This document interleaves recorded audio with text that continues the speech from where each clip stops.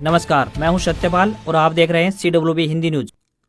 शक संवत 1947 विक्रम संवत 2082 आज कार्तिक मास के शुक्ल पक्ष की अष्टमी तिथि और दिन बुधवार है। तदनुसार अंग्रेजी तारीख 29 अक्टूबर सन 2025। आज 29 अक्टूबर को विश्व स्ट्रोक दिवस मनाया जा रहा है ताकि स्ट्रोक यानी लकवा के प्रति जागरूकता बढ़े, साथ ही लक्षण पहचान जाएं और समय पर इलाज मिल सके।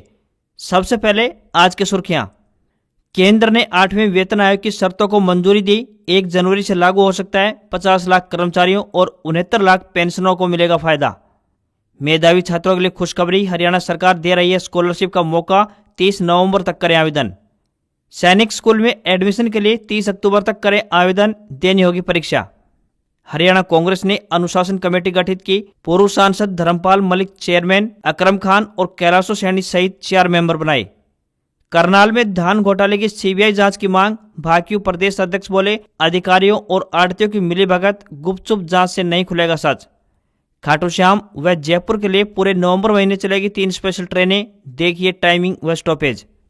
हरियाणा बीजेपी विधायक बोले, हर दफ्तर में अधिकारी पैसे लेते हैं। गौतम ने कहा, कई नेता बेईमान, सफेदों को तो कूड़ा करकट समझ रखा है। हरियाणा में डीएपी पर विपक्ष का एक सुर।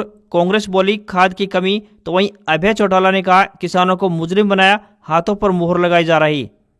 कपास उत्पादक किसानों के लिए खुशखबरी, इस तारीख से शुरू होगी एमएसपी पर सरकारी खरीद। रिटायर्ड पेंशनरों को नवंबर में देना होगा लाइफ सर्टिफिकेट। फरीदाबाद डीटीओ का शेड्यूल जारी, घर बैठे ऑनलाइन जमा कराने की भी सुविधा। यूजीसी ने 22 फेक यूनिवर्सिटीज की लिस्ट जारी की। इनमें पढ़ने वालों की डिग्री मान्य नहीं होगी। लिस्ट में दिल्ली टॉप पर, तो वहीं दूसरे नंबर पर यूपी। आंध्र प्रदेश में 5.5 घंटे चला मोन्था का लैंडफॉल। काकीनाडा से ओडिशा की ओर बढ़ा, सुबह तक पहुंचेगा। एप्पल की मार्केट वैल्यू पहली बार $4 ट्रिलियन पार की। ये भारत की जीडीपी के बराबर। आईफोन 17 की लॉन्चिंग के बाद कंपनी का शेयर 15% चढ़ा। और अब मोबाइल पर नंबर के साथ कॉलर का नाम भी दिखेगा। धोखाधड़ी रोकने के लिए ट्राई और डॉट का बड़ा फैसला। और अब खबरें विस्तार से। बंगाल की खाड़ी में उठे चक्रवात मोन्था और अरब सागर के ऊपर बन रहे गहरे दबाव के साथ उत्तर के पहाड़ी क्षेत्रों में सक्रिय होने जा रहे पश्चिमी विक्षोभ ने देश के मौसम का रवैया पूरी तरह से बदल दिया है। अगले 4 से 5 दिनों तक देश का लगभग 1/3 हिस्सा बारिश और तेज हवाओं की चपेट में होगा। वहीं इसके उत्तर की ओर बढ़ने से मध्य भारत और उत्तर भारत के कई हिस्सों में मौसम अचानक से बदल जाएगा। छत्तीसगढ़, मध्य प्रदेश, झारखंड और दिल्ली एनसीआर तक इसका असर साफ दिखाई देगा। मौसम विभाग ने 29 से 31 अक्टूबर के बीच इन राज्यों में बादल गरजने के साथ साथ बारिश की संभावना भी जताई है। पश्चिमी विक्षोभ की सक्रियता और हिमालयी राज्यों में मौसम बदलता हुआ दिखाई देगा। हिमाचल प्रदेश और उत्तराखंड के ऊंचाई वाले इलाकों में बारिश और बर्फबारी की संभावना जताई है। विशेषज्ञों का कहना है कि तीनों सिस्टम के एक साथ सक्रिय होने से देश भर में मौसम का स्वरूप पूरी तरह से बदल जाएगा और ठंड के आगमन की प्रक्रिया भी तेज हो सकती है। आज बुधवार को राष्ट्रपति द्रौपदी मुर्मू पहली बार हरियाणा के अंबाला के एयरफोर्स स्टेशन पहुंचेंगी। एयरफोर्स की तरफ से अभी तक राष्ट्रपति का दौरे का एजेंडा जारी नहीं किया गया है। राष्ट्रपति भवन ने कहा है कि राष्ट्रपति द्रौपदी मुर्मू एयरफोर्स स्टेशन में राफेल की तकनीकी से जुड़ी जानकारी लेंगी और राफेल में उड़ान भरेंगी। जानकारी के अनुसार सुबह 8 बजे के आसपास राष्ट्रपति द्रौपदी मुर्मू दिल्ली से अपने विशेष विमान के जरिए अंबाला के लिए उड़ान भरेंगी। 1 घंटे में उनका विमान अंबाला एयरफोर्स स्टेशन पहुंच जाएगा। फिर उन्हें गार्ड ऑफ ऑनर दिया जाएगा। इसके बाद वह अधिकारियों को संबोधित करेंगी। फिर 12 बजे अंबाला के एयरफोर्स स्टेशन में राष्ट्रपति का कार्यक्रम समाप्त हो जाएगा। इसके बाद राष्ट्रपति द्रौपदी मुर्मू रवाना हो जाएंगे। बता दें कि राष्ट्रपति द्रौपदी मुर्मू के कार्यक्रम में मोबाइल ले जाने की अनुमति नहीं होगी। वहीं कैबिनेट मंत्री अनिल विज भी कार्यक्रम में शिरकत कर सकते हैं। हरियाणा में किसानों के लिए अच्छी खबर सामने आई है। बता दें कि जिला प्रशासन और किसानों के बीच कपास की सरकारी खरीद शुरू करने को लेकर सहमति बन गई है। सोमवार को भिवानी जिला डीसी साहिल गुप्ता और किसान संगठनों के बीच एक बैठक हुई थी, जिसमें 1 नवंबर से न्यूनतम समर्थन मूल्य यानी एमएसपी पर कपास खरीदने का फैसला लिया गया। जिला उपायुक्त के साथ हुई बैठक में किसान संगठनों ने 3 दर्जन से अधिक गाँव में बाढ़ और जल भराव की निकासी का मुद्दा भी उठाया। किसानों ने कहा कि जब तक खेतों से पानी नहीं हटेगा, रबी सीजन की फसलों जैसे गेहूँ और सरसों वादे की बिजाई संभव नहीं होगी। उन्होंने प्रशासन से जल्द जल निकासी के लिए ठोस कदम उठाने की मांग रखी। साथ ही किसान संगठनों ने बाजरा, कपास, मूंग और धान की एमएसपी पर सरकारी खरीद सुनिश्चित करने, मांग के अनुसार डीएपी और यूरिया की उपलब्धता करवाने तथा कालाबाजारी पर रोक लगाने की मांग भी उठाई। बाढ़ प्रभावित गाँव में 200 दिन मनरेगा काम को 600 रुपए प्रतिदिन की दर से तुरंत लागू करने और 350 करोड़ रुपए की बीमा फ्रॉड की जांच कर किसानों को ब्याज सहित पूरा पैसा लौटाने की भी मांग रखी गई। जिला उपायुक्त साहिल गुप्ता ने सभी विभागीय अधिकारियों को किसानों और मजदूरों से जुड़ी हुई समस्याओं का शीघ्र समाधान करने के निर्देश जारी किए। उन्होंने कहा कि किसानों की अधिकांश मांगों को पूरा करने पर सहमति जताई गई है और 1 नवंबर से कपास की सरकारी खरीद भी शुरू कर दी जाएगी। सैनिक स्कूल में दाखिले के लिए हर साल अखिल भारतीय सैनिक स्कूल प्रवेश परीक्षा आयोजित होती है। करनाल के कुंजपुरा में स्थित सैनिक स्कूल में शैक्षणिक सत्र 2026-27 में छठी व कक्षा 9वीं के लिए एडमिशन के लिए छात्र व छात्राओं से ऑनलाइन आवेदन आमंत्रित किए जाते हैं। विद्यार्थी 30 अक्टूबर तक दाखिले के लिए अप्लाई कर सकते हैं। पात्र विद्यार्थी स्कूल की वेबसाइट पर जाकर अपना आवेदन जमा करवा सकते हैं। जानकारी दी गई है कि कुंजपुरा सैनिक स्कूल में छठी कक्षा में तकरीबन 120 सीटें खाली हैं। इनमें से छात्रों के लिए 108 व छात्राओं के लिए 12 सीटें रिजर्व रखी गई हैं। इसी प्रकार कक्षा 9वीं में प्रवेश के लिए 20 सीटें खाली हैं। इन 20 में से 18 सीटें छात्रों व 2 सीटें छात्राओं के लिए आरक्षित रखी गई हैं। शैक्षणिक सत्र 2026-27 के लिए ओएमआर आधारित प्रवेश परीक्षा आयोजित होगी। अखिल भारतीय सैनिक स्कूल प्रवेश परीक्षा पेपर व पेंसिल बेस्ड होगी। इस परीक्षा में बहुविकल्पीय प्रश्न पूछे जाएंगे। छठी कक्षा की बात करें तो इसके लिए इस परीक्षा में 125 प्रश्न होंगे तथा परीक्षा 300 अंकों की होगी। इस परीक्षा में गणित के 50 प्रश्न पूछे जाएंगे जिनके कुल मिलाकर 150 अंक होंगे। वहीं बुद्धि परीक्षण के लिए 25 सवाल पूछे जाएंगे जिनके कुल मिलाकर 50 अंक होंगे। भाषा ज्ञान के 25 प्रश्न होंगे जिनके लिए अधिकतम 50 अंक होंगे। इसी तरह सामान्य ज्ञान के 25 प्रश्न पूछे जाएंगे जिनके लिए भी कुल 50 अंक तय किए गए हैं। हरियाणा में बाजरा उत्पादक किसानों के चेहरे पर मायूसी छाई हुई है। बाजरा की खेती किसानों के लिए घाटे का सौदा साबित हो रही है। किसानों का कहना है कि उनकी फसल की न्यूनतम समर्थन मूल्य यानी एमएसपी पर खरीद नहीं हो रही। भावांतर भरपाई योजना का लाभ मिलने के बावजूद भी वे घाटे में ही रहेंगे। नारनौल क्षेत्र की बात करें तो इस बार अधिक बारिश से बाजरे का रंग काला पड़ चुका है। नमी भी बहुत ज्यादा रही जिसके चलते सरकारी खरीद एजेंसियों ने खरीद बंद कर दी और अब मंडियों में प्राइवेट एजेंसियां खरीद कर रही है। प्राइवेट एजेंसी मनमाने दाम पर खरीद कर रही है जिसके चलते किसानों को परेशानी झेलनी पड़ रही है। सरकार ने बाजरे का एमएसपी 2775 रुपए प्रति क्विंटल निर्धारित किया था जिसमें 2200 रुपए एमएसपी और 575 रुपए भावांतर भरपाई योजना के शामिल हैं। वहीं किसानों का कहना है कि उनके बाजरे को 1600 से 1800 रुपए प्रति क्विंटल तक खरीदा जा रहा है, इसलिए भाव का अंतर 800 से 1000 रुपए तक है। यदि प्राइवेट एजेंसी 2200 रुपए खरीद करे तब जाकर किसानों को राहत मिल सकती है। इससे नीचे बिक्री पर किसानों को आर्थिक नुकसान झेलना पड़ रहा है। नारनौल मार्केट सचिव ने बताया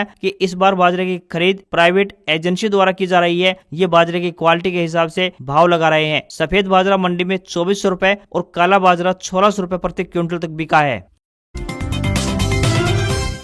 हरियाणा में डीएपी खाद को लेकर विपक्ष के नेताओं का एक सुर हो गया है। कांग्रेस के प्रदेश अध्यक्ष राव नरेंद्र सिंह ने प्रदेश में डीएपी खाद की कमी पर चिंता जाहिर की है। खाद की कमी से किसानों की परेशानी बढ़ रही है। वहीं अभय सिंह चौटाला ने कहा कि सरकार खाद के लिए किसानों के साथ मुजरिम जैसा व्यवहार कर रही है। खाद के लिए किसानों के हाथों पर मोहर लगाई जा रही है। हरियाणा प्रदेश कांग्रेस कमेटी के अध्यक्ष राव नरेंद्र सिंह ने राज्य भर में डीएपी खाद की भारी किल्लत और अनाज मंडियों में किसानों की लंबी कतारों को लेकर भाजपा सरकार पर तीखा प्रहार किया। उन्होंने कहा कि हरियाणा का अन्नदाता आज खाद के लिए दर दर की ठोकरें खा रहा है जबकि भाजपा सरकार तमाशबीन बनी हुई है। राव नरेंद्र ने कहा कि सरकार तत्काल डीएपी की पर्याप्त आपूर्ति सुनिश्चित करे। दूसरी मांग उन्होंने किसानों को मंडियों में लाइन में खड़ा करने और हाथ पर मोहर लगाने जैसी अपमानजनक प्रक्रिया तुरंत बंद करने की। वहीं तीसरी मांग के रूप में खाद वितरण की जिम्मेदारी पारदर्शी ढंग से सहकारी समितियों को देने की। चौथी और आखिरी मांग करते हुए राव नरेंद्र सिंह ने कहा कि इस पूरे मामले में लापरवाही के जिम्मेदार अधिकारियों पर तुरंत प्रभाव से कार्रवाई करनी चाहिए। चौधरी अभय सिंह चौटाला ने प्रदेश में डीएपी की भारी किल्लत के कारण परेशानी झेल रही किसानों की आवाज को बुलंद करते हुए कहा कि इसकी जिम्मेदार पूरी तरह से बीजेपी सरकार है।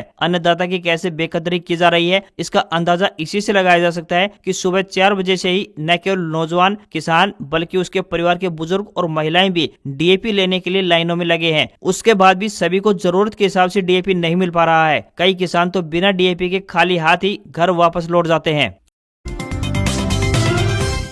चक्रवात मोन्था का मंगलवार शाम 7:30 बजे से आंध्र प्रदेश के मछलीपट्टनम तट से टकराना यानी लैंडफॉल प्रोसेस शुरू हुआ था, जो कि देर रात करीब 1 बजे तक चला। इस दौरान इसकी रफ्तार 100 किलोमीटर प्रति घंटा के करीब रही। इस 5.5 घंटे के पीरियड के दौरान मछलीपट्टनम में कई जगह पेड़ गिरे, समुद्र किनारे के मकान ढह गए, कई इलाकों में बिजली के तार टूट गए और पोल गिर गए। शहर की बिजली व्यवस्था ठप हो गई है। मौसम विभाग के मुताबिक अगले 6 घंटे में मोन्था भयंकर तूफान से साइक्लोनिक तूफान में बदल जाएगा। इसकी इंटेंसिटी कम हो जाएगी। ये आंध्र प्रदेश यनम तट को पार कर काकीनाडा के दक्षिणी में आगे ओडिशा की तरफ बढ़ गया है। मोन्था ने 300 किलोमीटर का एरिया कवर किया हुआ है। ओडिशा में सुबह तक पहुंचेगा। यहाँ के 8 जिले दक्षिणी गंजम, गजपति, रायगढ़, कोरापुट, मलकानगिरी, कंधमाल, कालाहांडी और नवरंगपुर में चक्रवात का असर साफ दिखाई दे रहा है। मोन्था का असर आंध्र प्रदेश, तमिलनाडु, बंगाल और उड़ीसा के जिलों में देखा जा रहा है। इन राज्यों में 80 से 90 किलोमीटर प्रति घंटे तक की रफ्तार से हवाएं चल रही हैं। कई जगह पेड़ उखड़ गए हैं। समुद्र तटों पर ऊंची लहरें उठ रही हैं। कुल 120 ट्रेनें कैंसिल की गई हैं। इसके अलावा विशाखापट्टनम एयरपोर्ट से सभी 32 फ्लाइट्स कैंसिल कर दी गई हैं। तो वहीं विजयवाड़ा एयरपोर्ट से बात करें तो 16 और तिरुपति एयरपोर्ट से 4 फ्लाइट्स कैंसिल की गई हैं। यूजीसी यानी यूनिवर्सिटी ग्रांट्स कमीशन ने 22 इंस्टीट्यूट को फेक घोषित किया है। ये इंस्टीट्यूट्स बिना रिकॉग्निशन के चल रहे थे और खुद को लीगल यूनिवर्सिटी के तौर पर प्रेजेंट कर रहे थे। यूजीसी एक्ट 1956 के तहत ये इंस्टीट्यूट्स डिग्रियां नहीं दे सकते हैं। जिन स्टूडेंट्स ने यहाँ से डिग्रियां ली हैं वो मान्य नहीं मानी जाएंगी। हालिया मामला दिल्ली के कोटला मुबारक स्थित institute of management and engineering का है। यूजीसी ने साफ किया है कि यह इंस्टीट्यूट न तो केंद्र सरकार और न ही राज्य सरकार द्वारा मान्यता प्राप्त है। नतीजा ये है कि इंस्टीट्यूट की इंजीनियरिंग डिग्री कहीं नौकरी के लिए या किसी दूसरी जगह एडमिशन के लिए काम नहीं आ सकती है। इसके अलावा यूजीसी की साइट पर सभी 22 इंस्टीट्यूट जो कि फेक घोषित किए गए हैं उनकी लिस्ट जारी है। आप वहां पर जाकर विजिट कर सकते हैं और चेक कर सकते हैं। त्योहारी सीजन पर ट्रेन में सफर करने वाले यात्रियों के लिए एक अच्छी खबर सामने आ रही है। अतिरिक्त भीड़ भाड़ और यात्रियों की सुविधा का ख्याल रखते हुए रेलवे ने हरियाणा और राजस्थान के बीच 3 स्पेशल ट्रेनें संचालित करने का बड़ा और अहम फैसला लिया है। इन ट्रेनों के संचालन का खाटू श्याम धाम जाने वाले श्रद्धालुओं को विशेष तौर पर फायदा पहुंचेगा। Train number 09633 rings Rewari express train Rewari से रात 10:50 पर रवाना होकर देर रात 1:35 पर रिंगस पहुंचेगी। इसी तरह वापसी में train 09634 rings Rewari express train rings से सुबह 3:20 पर रवाना होकर सुबह 5:20 पर रेवाड़ी पहुंचती है। बीच रास्ते में यह ट्रेन दोनों दिशाओं में अटेली, नारनौल, डाबला, नीमकाथाना, कांवट और श्री माधोपुर स्टेशनों पर ठहराव करेगी। Train number 09637 Rewari rings special train Rewari से 11:45 पर रवाना होकर दोपहर बाद 2:45 पर रिंगस पहुंचेगी। इसी तरह वापसी में train number 09638 rings Rewari special train rings से दोपहर बाद 3:05 पर रवाना होकर शाम 6:20 पर रेवाड़ी पहुंचेगी। Train number 09733 Jaipur Bhiwani express train पूरे नवंबर महीने में जयपुर से सुबह 7 बजे रवाना होकर दोपहर 2:20 पर भिवानी पहुंचेगी। इसी तरह वापसी में ट्रेन नंबर 09734 पूरे नवंबर महीने में भिवानी से शाम 4:05 पर रवाना होकर रात 11:25 पर जयपुर पहुंचती है। ये ट्रेन दोनों दिशाओं में ढेरका बालाजी, निंदड़, बेनाड, चौमू, सामोद, गोविंदगढ़, मलिकपुर, रिंगास, श्री माधोपुर, कांवट, नीमकाथाना, माउंडा, डाबला, निजामपुर, नारोल, अटेली, कुंड, रेवाड़ी, कोसली, झाड़ली और चरखी दादरी स्टेशनों पर ठहराव करेगी। हरियाणा सरकार की तरफ से डॉक्टर अंबेडकर मेधावी छात्र योजना का संचालन किया जाता है। इस योजना के तहत विद्यार्थियों को 8,000 रूपए से लेकर 12,000 रूपए तक का वजीफा दिया जाएगा। योजना का लाभ उठाने के लिए विद्यार्थियों को 30 नवंबर तक आवेदन करना होगा। इस बारे में भिवानी एसडीएम रवि मीणा द्वारा जानकारी दी गई है कि जो भी विद्यार्थी इस योजना का लाभ लेना चाहते हैं वे 30 नवम्बर तक आवेदन कर सकते हैं। उन्होंने बताया कि इस स्कीम का उद्देश्य विद्यार्थियों में उत्कृष्टता की भावना को प्रोत्साहन देना है। योजना के अंतर्गत सामान्य व पिछड़े वर्ग के छात्रों को 10वीं कक्षा में प्राप्त अंकों के प्रतिशत के आधार पर 8,000 रूपए से लेकर 12,000 रूपए तक की राशि प्रदान की जाती है। विद्यार्थियों को ध्यान रहे कि इस योजना का लाभ सिर्फ उन्हीं विद्यार्थियों को मिलेगा जिनके अभिभावकों की वार्षिक आय 4 लाख रूपए से ज्यादा नहीं है। योजना से जुड़ी हुई ज्यादा जानकारी के लिए विद्यार्थी जिला कल्याण अधिकारी कार्यालय, कमरा नंबर 164, प्रथम तल, लघु सचिवालय, भिवानी में संपर्क कर सकते हैं। केंद्र सरकार ने मंगलवार को 8वें वेतन आयोग के टर्म्स ऑफ रेफरेंस को मंजूरी प्रदान कर दी है। मतलब किसी कमेटी, टीम या कमीशन को बनाते वक्त ये दस्तावेज बताता है कि उनका काम क्या है, कैसे करेंगे, कितने समय में, कौन कौन शामिल होंगे और क्या क्या नियम फॉलो करने हैं। केंद्रीय मंत्री अश्विनी वैष्णव ने 28 अक्टूबर को कैबिनेट में लिए गए इन फैसलों के बारे में जानकारी दी। सरकार ने जनवरी 2025 में ही इस कमीशन के गठन का ऐलान किया था। इससे 50 लाख केंद्रीय सरकारी कर्मचारियों और 69 लाख पेंशन धारियों को फायदा होगा। कमीशन की अध्यक्षता सुप्रीम कोर्ट की पूर्व न्यायाधीश रंजन प्रकाश देसाई करेंगी। ये कमीशन अपनी सिफारिशें गठन की तारीख से 18 महीने के अंदर देगी। सेंट्रल पे कमीशन को हर कुछ सालों में बनाया जाता है ताकि सैलरी सिस्टम, पेंशन जैसे मुद्दों पर विचार किया जा सके। ये कमीशन देखता है कि क्या बदलाव जरूरी है और फिर सिफारिशें देता है। आमतौर पर इन सिफारिशों को हर 10 साल बाद लागू किया जाता है। इसी पैटर्न के हिसाब से 8वें सेंट्रल पे कमीशन की सिफारिशें भी 1 जनवरी 2026 से लागू होने की उम्मीद है। बेसिक सैलरी में कितनी बढ़ोतरी होगी ये फिटमेंट फैक्टर और डीए मर्जर पर निर्भर करता है। 7वें वेतन आयोग में फिटमेंट फैक्टर की बात करें तो 2.57 था। 8वें में ये 2.46 हो सकता है। हर वेतन आयोग में डीए 0 से शुरू होता है। ऐसा इसलिए क्योंकि नई बेसिक सैलरी पहले से महंगाई को ध्यान में रखकर बढ़ाई जाती है। इसके बाद डीए फिर से धीरे धीरे बढ़ता है। अभी डीए बेसिक पे का 55% है। डीए के हटने से टोटल सैलरी यानी कि basic plus DA plus HRA में बढ़ोतरी थोड़ी कम दिख सकती है क्योंकि 55% डीए का हिस्सा हट जाएगा।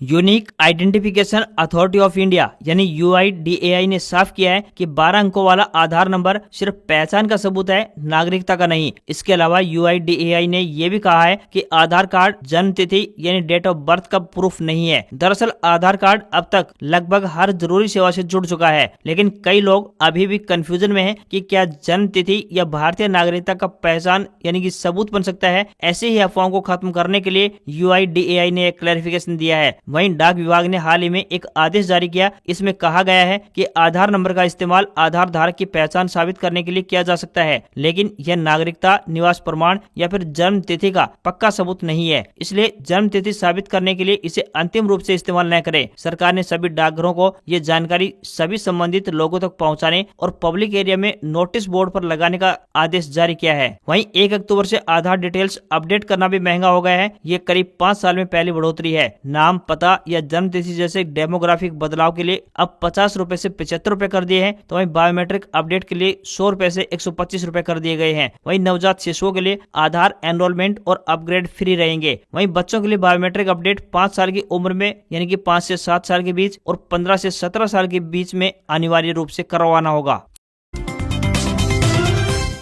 बुनकर सेवा केंद्र दिल्ली की तरफ से स्टाफ कार ड्राइवर के पदों पर भर्ती के लिए आवेदन मांगे गए हैं। महिला व पुरुष दोनों वर्गों के उम्मीदवार इन पदों के लिए अपने अपने आवेदन भेज सकते हैं। इन पदों के लिए उम्मीदवार 10वीं पास होने चाहिए। उम्मीदवार को कार चलाने का 3 साल का अनुभव होना चाहिए तथा उसके पास वैलिड ड्राइविंग लाइसेंस भी होना चाहिए। किसी भी वर्ग में उम्मीदवारों को कोई भी आवेदन शुल्क जमा नहीं करना होगा। आयु 18 वर्ष से लेकर 27 वर्ष के बीच होनी चाहिए। आवेदन करने की अंतिम तिथि की बात करें तो 3 नवंबर है। सैलरी 19,900 रुपए से लेकर 63,200 रुपए पर मंथ मिलेगी।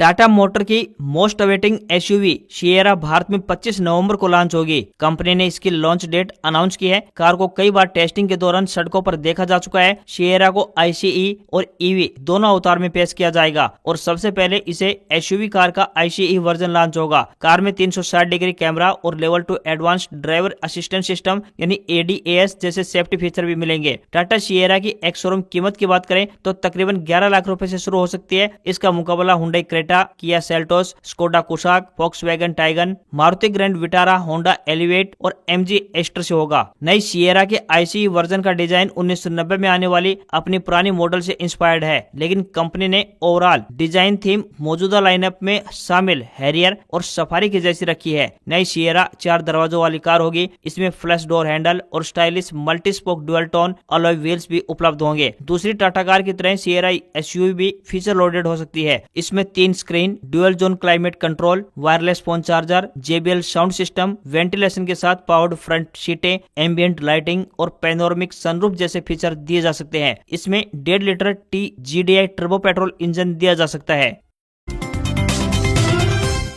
हफ्ते के दूसरे कारोबारी दिन भारतीय शेयर बाजार में गिरावट देखने को मिली। सेंसेक्स 151 अंक गिरकर 84,628 के स्तर पर क्लोज हुआ। वहीं निफ्टी में भी 30 अंक की गिरावट देखने को मिली और ये 25,936 के स्तर पर क्लोज हुआ। IT, रियल्टी और FMCG में बिकवाली देखने को मिली तो वहीं मेटल और बैंकिंग शेयर्स में तेजी देखने को मिली। 10 ग्राम सोने की कीमत 3,034 रुपए घटकर 1,18,043 पर आ गई है तो वहीं चांदी की कीमत 3,135 रुपए गिरी है और ये 1,41,896 रुपए प्रति किलोग्राम के स्तर पर पहुंच गई है। वहीं 22 कैरेट सोने की कीमत 1,08,127 रुपए प्रति 10 ग्राम के स्तर पर पहुंच चुकी है। बता दें कि दिवाली जैसे फेस्टिवल के बाद इंडिया में सोने चांदी की खरीदारी का सिलसिला थम चुका है, जिससे कि सोने चांदी की डिमांड में कमी आई है। आज खबरों में बस इतना ही। देखते रहिए आपका अपना हरियाणा का सबसे बेहतरीन news channel CWB Hindi news. नमस्कार। इसी आशा के साथ आपका दिन शुभ रहे।